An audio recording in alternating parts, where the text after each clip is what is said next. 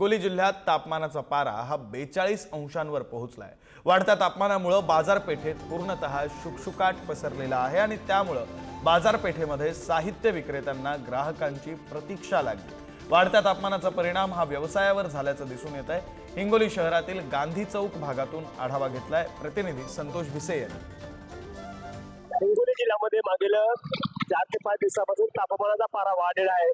सध्या तापमान जे आहे ते 41 ते 42 अंशावर पोहोचलेला आहे आणि तापमानाचा फटका जो आहे तो प्रत्येक व्यावसायिकाला बसला। आपण सध्या हिंगोलीतल्या अतिशय वर्दळ ठिकाणी असलेल्या गांधी चौक या ठिकाणी आपण पाहू शकतो। या ठिकाणी संपूर्ण शुकशुकाट पाहायला मिळतो। एरवी जो आहे या गांधी चौक मध्ये नेहमीच वर्दळ असते, मात्र वाढत्या तापमानामुळे या ठिकाणी पूर्णतः शुकशुकाट पसरलेला आहे।